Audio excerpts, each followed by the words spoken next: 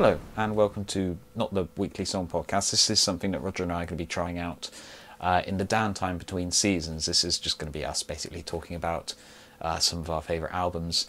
And yeah, I'm going first, so I thought I'd do the obvious pick and do Queen 2 more specifically. And just to answer your question, no, this doesn't have Bohemian Rhapsody on it. Queen 2 does what I think all good second albums should do. It takes the styles and the themes and everything that were present on the first album and expands upon them in a very pleasing way. The first album, it's kind of a miracle it got made at all. It was sort of done in snatch studio hours when other bands finished up early and they'd rush Queen down there to try and get their stuff recorded. As a result, although the first album is very good and it's got some great songs on it, it is sonically lacking in quite a few areas. Compare this clip of the drums from Queen 1 to this clip of the drums from Queen 2.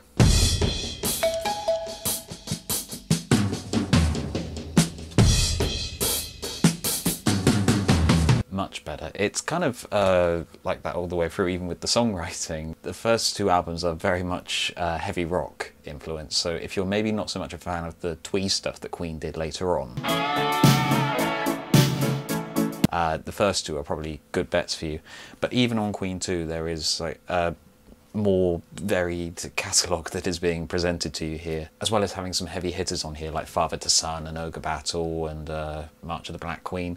You'll also have some quieter numbers here like White Queen, Someday One Day, Nevermore, and then you'll sort of have a bit more of the madness creeping in a little bit, like sort of the, oh yeah, let's just put a million choirs on this, or let's use harpsichords and stuff like the Fairyfellas Masterstroke and again White Queen. It's actually quite an interesting album to look at the songwriting of, because side 1 is pretty much all Brian May songs with a Roger Taylor one at the end, and side 2 is all Freddie Mercury songs. So it sort of really gives you a flavour of what the two key songwriters for the band are doing at this point. It should be noted that John Deacon, one of the best songwriters in Queen, wasn't contributing yet. That sort of duality in the album is sort of carried over to the theme of the packaging. Like you've got this very famous shot of them there, which opens up like that, all in the black, and then inside you've got another slightly less famous shot of them all in white. This even extends to the labelling of the album. I'll have to do a close-up shot of this, but you can see that they are marked side white and side black. I believe at the time Freddie Mercury was going to concerts wearing one hand with black fingernails and one with white. Ultimately I do think it's side black that wins out on this one, while Brian May does have some fantastic songs on here.